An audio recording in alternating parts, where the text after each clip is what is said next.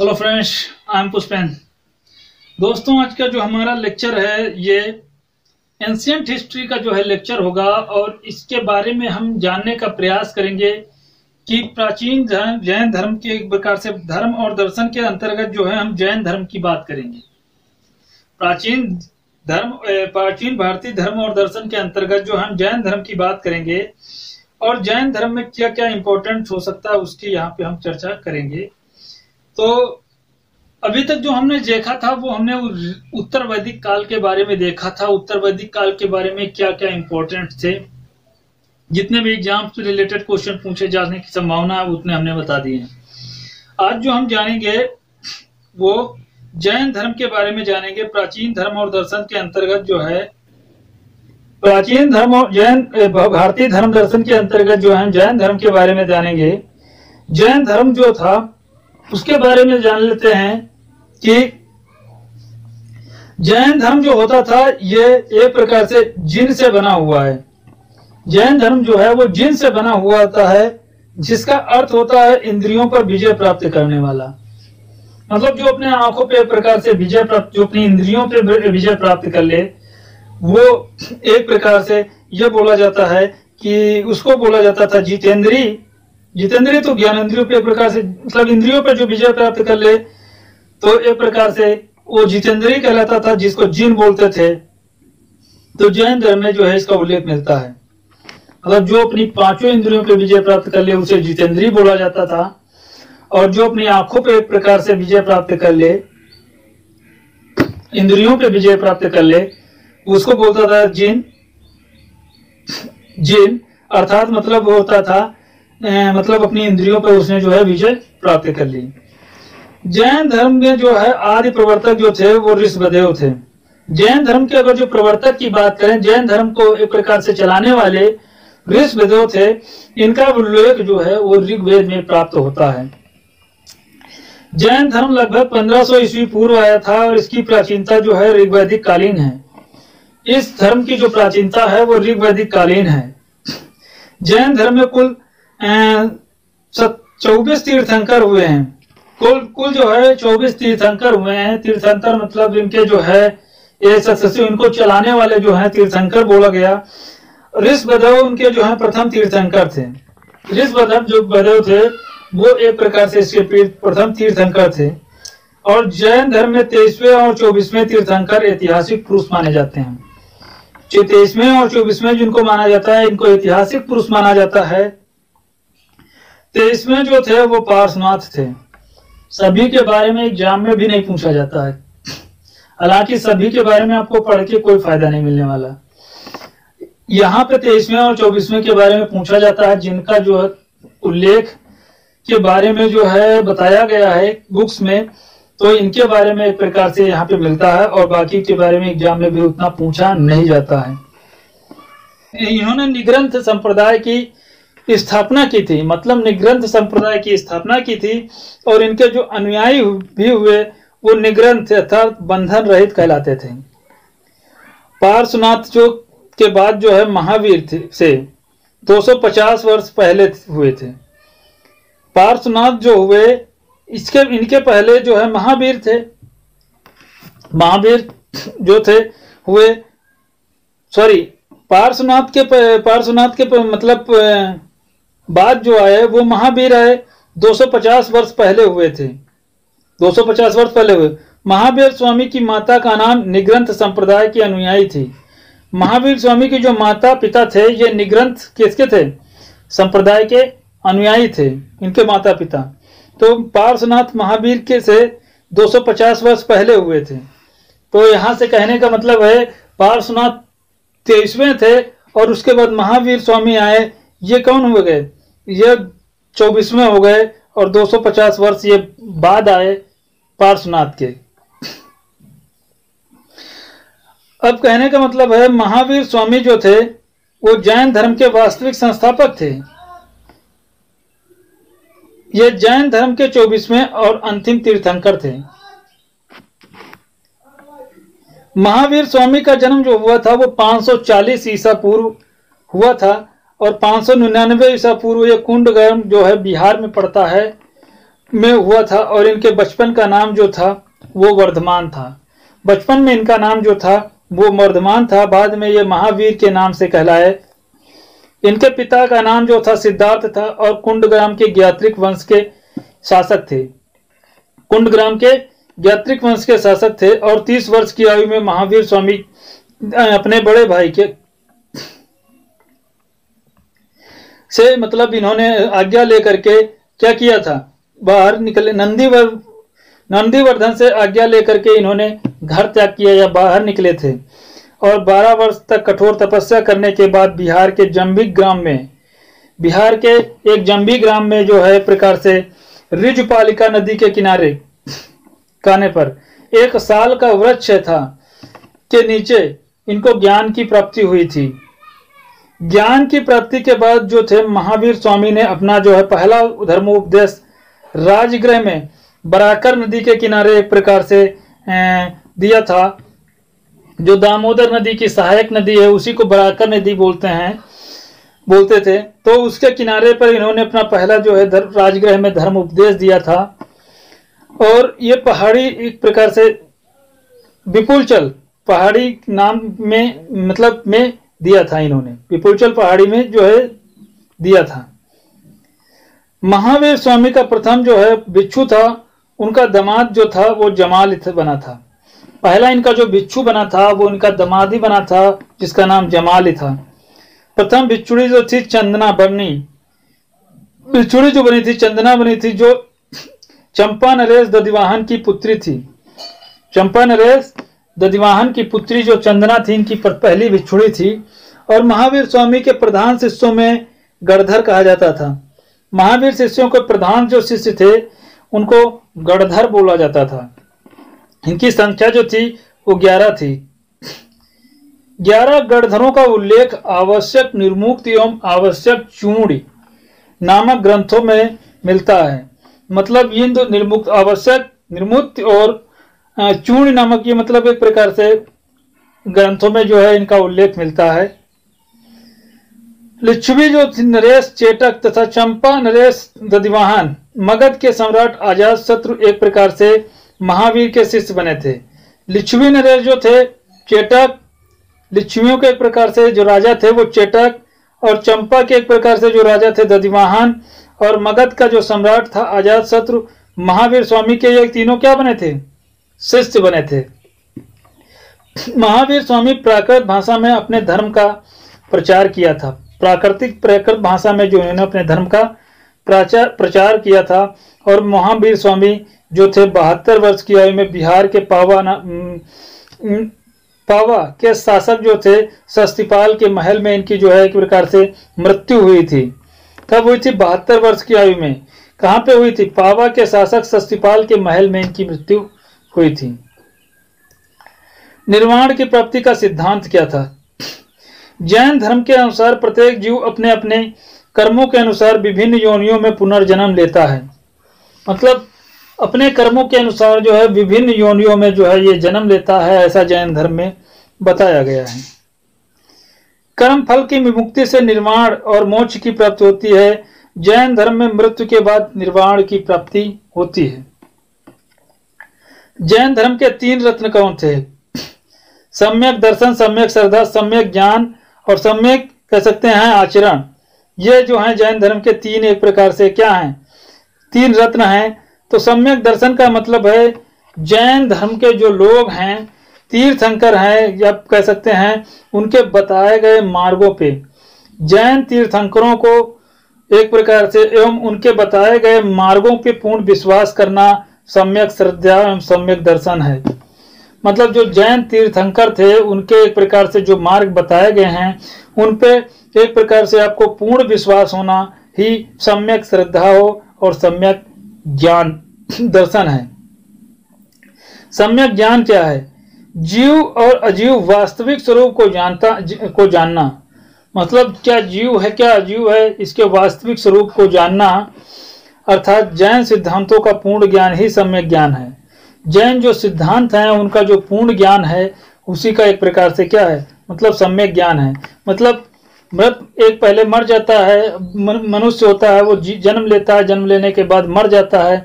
तो क्या जीव है और क्या नहीं? एक प्रकार से जो मरने के बाद मनुष्य होता है अजीव। तो इसके बारे में जो है जन्म मृत्यु के बंधन, जन्म मृत्यु का जो एक प्रकार से बंधन है, इन दोनों को समझना ही जो एक प्रकार से क्या है, जानना ही, स्वरूप उनका जानना ही सम्यक ज्ञान है। सम्यक आचरण, अच्छे कर्मों को करना, बुरे कर्मों को त्याग करना सम्यक आचरण है। अच्छे कर्मों को करना और बुरे कर्मों को एक प्रकार से त्याग देना सम्यक आचरण है। यही जो एक प्रकार से जैन धर्म के तीन क्या है, तीन रत्न बताए गए हैं।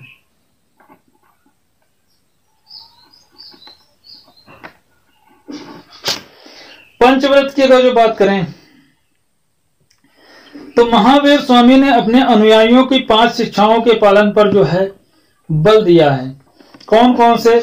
सत्य बोलना, अहिंसा, अपरिग्रह, अस्तेय और ब्रह्मचर्य। ये जो एक प्रकार से ये जो हैं 5 जो हैं एक प्रकार से इन्होंने क्या बताया है, शिक्षाएं बताई हैं।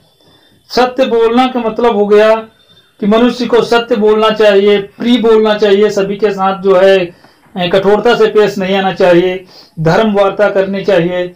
धर्म वार्ता करना ही सत्य है, धर्म की जो है प्रकार से वार्ता करना ही सत्य है। अहिंसा, प्राणी मात्र पर दया करना और किसी भी जीव की हिंसा न करना ही अहिंसा है। अपरिग्रह, धन का संचय न करना, धन को मतलब इकट्ठा न करना, गरीबों को अगर जो हमारे पास ज्यादा हो जाए तो गरीबों में दान कर देना, यही जो है अहिंसा है, सॉरी अपरिग्रह है। क्या है? अपरिग्रह है। अस्तेय, अस्तेय का मतलब होता है चोरी ना करना, मनुष्य को चोरी नहीं करना चाहिए और संयम पूर्ण जीवन जीना। ब्रह्मचर्य का मतलब है संयम पूर्ण जीवन जीना, मतलब ब्रह्मचर्य में रह करके जीवन व्यतीत करना। ये जो है एक प्रकार से मतलब 5 उपदेश हैं या शिक्षाएं हैं। और पंचव्रतों के पहले जो है 4 शिक्षाएं पार्श्वनाथ द्वारा दी गई थी। ये जो 4 शिक्षाएं थी, सत्य, अहिंसा, अपरिग्रह, अस्तेय, ये जो 4 शिक्षाएं थी ये पार्श्वनाथ दे गए थे। पार्श्वनाथ जो थे वो 23वें तीर्थंकर थे। और 5वां जो एक प्रकार से ये शिक्षा थी ब्रह्मचर्य, ये जैन धर्म के अंतर्गत ये वर्धमान दे गए, एक प्रकार से महावीर स्वामी दे गए। तो ये जो है एक प्रकार से 5वां यहाँ पे जुड़ जाता है।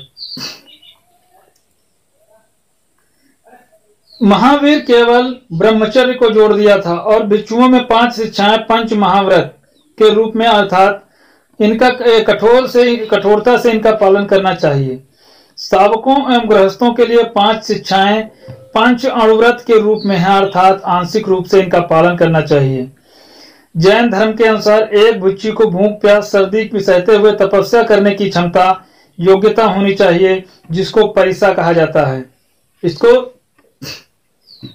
परिसा कहा जाता है, मतलब भूख प्यास सर्दी गर्मी को सहते हुए तपस्या करने की योग्यता होनी चाहिए, जिसको परिसा बोला गया। इसके बाद जैन धर्म के सावकों को निर्देश दिया गया है कि यदि वे किसी महान संकट से छुटकारा पाने में असमर्थ हैं तो उन्हें भोजन पानी का त्याग कर प्राणों का अंत कर देना चाहिए। इसे जैन धर्म में जो है संलेखना कहा गया है। मतलब जैन धर्म में सावकों को निर्देश दिया गया है कि यदि वे महान संकट से छुटकारा पाना चाहते हैं, मनुष्यों को उस प्रकार से उपदेश दिया गया है कि यदि वो महान संकट से छुटकारा पाने में असमर्थ हैं, या उनके कोई भी ऐसी बीमारी है, या मतलब कुछ अपंग हैं, तो वो छुटकारा जिंदगी से पाना चाहते हैं, उससे मुक्ति पाना चाहते हैं, तो भोजन पानी को त्याग कर अपने प्राणों को क्या कर देना चाहिए? अंत कर देना चाहिए। इसे ही जैन धर्म में क्या कहा गया है? संलेखना कहा गया। जैन धर्म के रूप में अनीश्वरवादी है। जैन धर्म इस रूप में अनीश्वरवादी है, वह देवताओं को स्वीकार करता है, मतलब ईश्वर में विश्वास एक प्रकार से नहीं करता है, अनीश्वरवादी है। वह देवताओं को स्वीकार करता है लेकिन विश्व व्यवस्था में उसका कोई योगदान स्वीकार नहीं है। मतलब वो देवताओं को तो स्वीकार करता है, लेकिन ये नहीं मानता है कि विश्व में इसने जो व्यवस्था बनाई है इसका कोई मतलब उसमें जो है हाथ है। जैन धर्म के अनुसार विश्व शाश्वत है। विश्व क्या है? शाश्वत है, एक प्रकार से अनेक चक्रों में विभक्त है। ये अनेक चक्रों में विभक्त है और प्रत्येक चक्र की जो है दो अवधियां हैं, दो अवधियां हैं। पहली जो है उत्पर्षणी विकास की अवधि, दूसरी है अविस्पर्शणी ह्रास की अवधि। एक बार विकास होगा, दूसरा ह्रास होगा, उसकी कुछ अवधियां हैं। इन चक्रों में 24 तीर्थंकर जो है सहित 63 जो है सलाका पुरुष, एक प्रकार से 63 जो क्या कह सकते हैं, सलाका एक प्रकार से कह सकते हैं अविस्पर्शनीय ह्रास के 24 तीर्थंकरा सही जो 63 सलाका पुरुष महान पुरुष निवास करते थे। 24 दो तीर्थंकर को इनको महान पुरुष बोला गया। और जैन धर्म स्यादवाद सिद्धांत को स्वीकार करता है। स्यादवाद कहने वाले कथन ऐसी शैली है जिससे कथन गुणात्मक अभिप्राय प्रकट होता है। असत्य भाषण एवं वैचारिक मतभेदों से बचने के लिए स्यादवाद को जैन धर्म में स्थान दिया गया है। जैन द्रव्यों को अस्तिकाय जो स्थान घेरता है, अनस्तिकाय जो स्थान नहीं घेरता है, दो भागों में विभाजित किया गया है। अस्तिकाय का मतलब अंतर्गत जीव और अजीव आते हैं, अर्थात अजीव धर्म और अधर्म और पुद्गल अथवा आकाश, चार तत्व हैं। ये अजीव के कौन कौन से हैं? धर्म, अधर्म, पुद्गल और क्या है? आकाश। ये जो एक प्रकार से चार तत्व हैं। अनस्तिकाय का मतलब है अंतर्गत ये जो है काल आता है। और इस प्रकार से जैन धर्म में एक प्रकार जैन धर्म के अनुसार जगत का निर्माण 6 पदार्थों से हुआ है। जगत का निर्माण जो है वो कुल 6 पदार्थों से हुआ है। जैन धर्म में प्रथम फूट कब पड़ी थी? जब जैन धर्म जो है चल रहा था, तो आप देखते होंगे कि पॉलिटिक्स यहाँ पे जब चलती है तो पॉलिटिशियन के जब अपने अपने विचार हो जाते हैं तो पार्टियां टूट जाती हैं। उसी प्रकार से जैन धर्म में भी तीर्थंकरों के बीच में जब नहीं बनती थी तो जैन धर्म में फूट पड़ गई। तो जैन धर्म जो है संघ से अलग होने वाला प्रथम व्यक्ति जो थे, महावीर का दामाद जो था वो जमाली था। ये पहला व्यक्ति जो है अलग हुआ था, इनका जो है दामाद था और पहला एक प्रकार से यही भिक्षु भी था। महावीर स्वामी का जो है प्रकार से ज्ञान प्राप्ति की जो है 12वें वर्ष जमाली जो था क्रियाकृत अर्थात कार्य करना प्रारंभ करते हुए अपना कार्य पूरा सिद्धांत के कारण जैन संघ से अलग हो गया था। और कार्य प्रारंभ करते ही और कार्य पूरा सिद्धांत के कारण जैन संघ से ये अलग हो गया था। जैन धर्म में विभाजन हेमचंद्र द्वारा रचित एक प्रकार से परिशिष्ट पर्वन नामक एक ग्रंथ में पता चलता है कि मौर्य शासक जो थे चंद्रगुप्त मौर्य के शासनकाल में मगध एक प्रकार से 12 वर्षों पे अकाल पड़ गया। मगध में क्या पड़ गया? 12 वर्षों से हेमचंद्र द्वारा रचित एक जो है मतलब बुक है, तो वो परिशिष्ट पर्वन नामक एक ग्रंथ है जिसमें इन्होंने बताया है कि मौर्य शासक जो थे चंद्रगुप्त मौर्य के शासनकाल में मगध में 12 वर्षों का अकाल पड़ गया। अकाल के समय भद्रबाहु के नेतृत्व में जैन भिक्षुओं का एक दल जो है मैसूर में श्रवण बेला क्षेत्र में चला गया। इनका एक दल जो था मैसूर के श्रवण बेला क्षेत्र में चला गया, जबकि स्थूल भद्र का नेतृत्व जो था जैन साधुओं के दल के में यहीं पर रुका रहा। जैन साधुओं के दल में यहीं रुका इस स्थूल भद्र के नेतृत्व वाला। और इस प्रकार जो है जैन धर्म में 2 संप्रदायों में विभक्त हो गया। पहला जो था श्वेतांबर, दूसरा था दिगंबर। एग्जाम में क्वेश्चन हमेशा पूछा जाता है, याद रखना। जो श्वेतांबर थे स्थूल भद्र के नेतृत्व में उनके अनुयायी श्वेतवाद धारण करने वाले जो श्वेतांबर कहलाए, इनको क्या कहा गया था? स्थूल भद्र के नेतृत्व में जो थे इनको जो है श्वेतांबर बोला गया था। ये श्वेत वस्त्र धारण करते थे। दिगंबर क्या आप बता सकते हैं? ये भद्रबाहु के नेतृत्व वाले जो थे उनकी अनुयायी जो थे वो निर्वस्त्र रहते थे, रहने के कारण ये जो है दिगंबर कहलाए। जो है एक प्रकार से निर्वस्त्र रहते थे तो इनको जो है बिना कपड़े का एक प्रकार से बोला गया, दिगंबर बोला गया। श्वेतांबर एवं दिगंबर जो है संप्रदाय में अंतर क्या है? श्वेतांबर के प्रवर्तक जो थे स्थूलभद्र थे, श्वेत वस्त्र धारण करते थे। अब इसी से याद रखना, सा है तो यहाँ पे श्वेत है। श्वेतांबर के जो प्रवर्तक थे स्थूलभद्र थे और श्वेत वस्त्र धारण करते थे। इनके जो है अनुसार महावीर स्वामी का विवाह हुआ था। ये मानते थे कि महावीर स्वामी का जो है विवाह हुआ था। क्यों हुआ था? क्योंकि इनका एक दामाद था जिसका उल्लेख मिलता है जमाली। तो जब एक दामाद था तो इनका जो एक प्रकार से कह सकते हैं, और एक पुत्री थी, उनके एक पुत्री भी थी। इनके अनुसार 19वें तीर्थंकर जो थे मल्लिनाथ स्त्री थे। मल्लिनाथ मतलब एक प्रकार से स्त्री थी। 19वें तीर्थंकर के जो मल्लिनाथ थे उनका स्त्री थी। और इनके अनुसार ज्ञान प्राप्ति के बाद जो है भोजन आवश्यक है, मतलब ज्ञान प्राप्त भी हो जाए उसके बाद भी भोजन क्या है? आवश्यक है। लेकिन दिगंबर का मानना था, इनके जो प्रवर्तक थे भद्रबाहु थे, ये लोग निर्वस्त्र रहते थे। इनके अनुसार महावीर स्वामी अविवाहित थे और इनके अनुसार जो थे मल्लिनाथ पुरुष थे। मल्लिनाथ क्या थे? पुरुष थे, वो स्त्री बता रहे थे। और इनके अनुसार ज्ञान प्राप्ति में भोजन आवश्यक नहीं है। जब मनुष्य को ज्ञान प्राप्त हो जाए तो भोजन आवश्यक नहीं है। ये तो एक प्रकार से मतलब स्वाभाविक, मतलब नेचुरल, मतलब ये कह सकते हैं कि रियल लाइफ में तो पॉसिबल नहीं है। इमेजिन कर सकता है कि मतलब हमको ज्ञान प्राप्त हो, हम सर्वशक्तिमान हो गए, हमें ईश्वर हो गया तो हमारे पास खाना अपने आप से हमारा पेट भर जाएगा। तो ऐसा जो है इनका जो मानना एक प्रकार से था। तो ये एक प्रकार से कह सकते हैं कि ये दिगंबर जो थे ये एक प्रकार से विजुअलाइज जीवन जीते थे। एक प्रकार से मतलब हम इमेजिन कर सकते हैं कि हम ऐसा कर सकते हैं, तो हो ऐसा हो पाए या नहीं हो पाए, ऐसा इस पे जो विश्वास करते थे। जैन संगीतियां थी।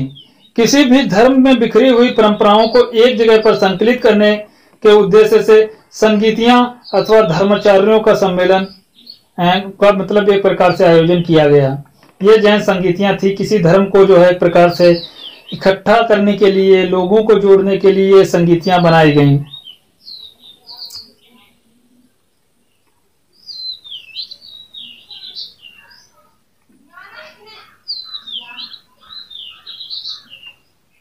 एक मिनट। जो प्रथम संगीति थी, जैन संगीत का आयोजन चंद्रगुप्त मौर्य के शासनकाल में पाटलिपुत्र में हुआ था। प्रथम जो संगीति थी उसका जो है एक प्रकार से पाटलिपुत्र में जो है हुआ था और इसके अध्यक्ष जो थे वो स्थूलभद्र थे।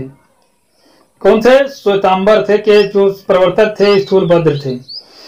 जैन धर्म तथा उनके प्रतीक चिन्ह, जैन धर्म के तीर्थंकर तथा उनके प्रतीक चिन्ह के बारे में हम बात करेंगे।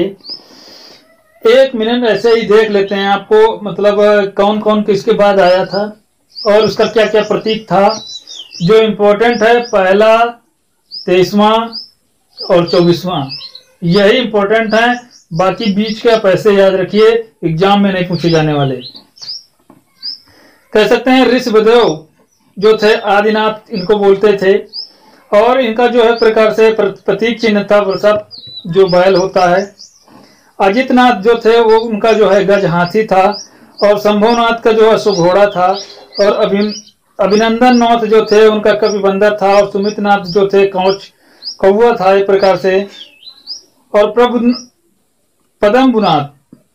पद्मनाथ जो थे, पद्म मतलब होता है कमल, और सुवार्षनाथ जो थे स्वास्तिक थे और चंद्र कह सकते हैं चंद्र प्रभु के जो है चंद्रमा थे। और पुष्पदंत जो है इनको सुविधनाथ बोला जाता था। इनका मकर जो है मगरमच्छ से। और शीतलनाथ की बात करें तो शिवत्स आशीर्वाद सूचक जो है हाथ इनका एक प्रकार से ऐसे होता है हाथ, वो था। और शेषनाथ जो थे उनका गैंडा था। वस्तुजननाथ जो था महेश इनका बैल था। विमलनाथ जो थे वराह था और अनंतनाथ जो थे इनका सैन जो है गरुड़ था। धर्मनाथ था जो वज्र था और संतिनाथ जो थे मृग था।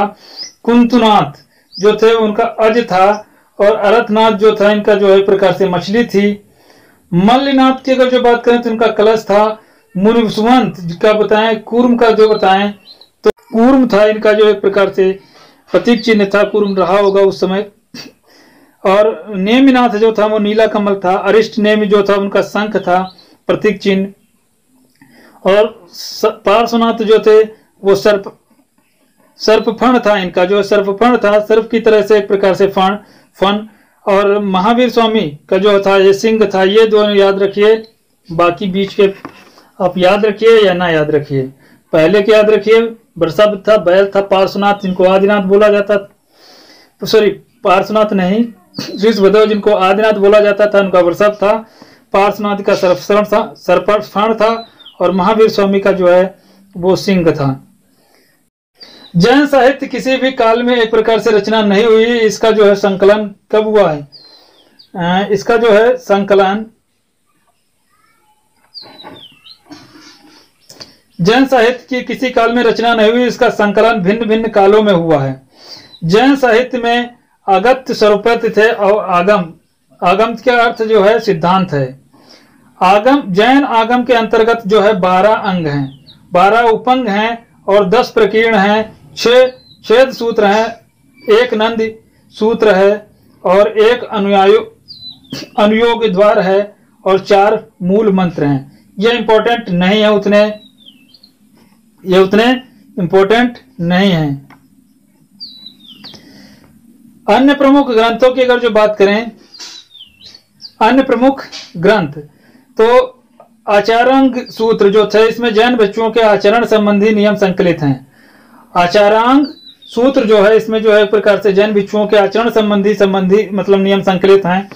भगवती सूत्र है, महावीर स्वामी के एक प्रकार से जीवन का क्रियाकलापों का वर्णन किया गया है। न्याय धम्म सूत्र जो है इसमें महावीर स्वामी की शिक्षाएं संकलित हैं। और अंतगढ़ दशायोग सूत्र, इसमें जो है प्रमुख भिक्षुओं के निर्वाण प्राप्ति का वर्णन है। उपरोक्त सूत्र में सभी संकलन जो है प्राकृत धर्म मगधी भाषा में जो है एक प्रकार से लिखे गए हैं। और अगला जो टॉपिक होगा हमारा वो बौद्ध धर्म से रिलेटेड होगा। बौद्ध धर्म के बारे में हम जानेंगे, नेक्स्ट डे जानेंगे कि बौद्ध धर्म में क्या क्या इंपॉर्टेंट था। और एक चीज है कि भद्रबाहु द्वारा रचित जो कल्प सूत्र एवं हेमचंद्र द्वारा रचित परिशिष्ट परवान नामक ग्रंथ में भी एक प्रकार से ग्रंथ जो है इनमें महत्वपूर्ण है। तो यहाँ से क्वेश्चन पूछा जा सकता है कि भद्रबाहु द्वारा रचित कौन सा ग्रंथ है, वो कल्प सूत्र है कह सकते हैं, और हेमचंद्र द्वारा रचित जो है ग्रंथ है परिशिष्ट परवान है। कभी कभी एग्जाम में पूछ लेते हैं, तो इनके बारे में याद रखिए। और बौद्ध धर्म की अगर जो बात करेंगे तो नेक्स्ट डे बात करेंगे दोस्तों। वीडियो अच्छा लगे इसको तो लाइक और शेयर सब्सक्राइब करिए। वीडियो देखने के लिए आपको बहुत बहुत धन्यवाद।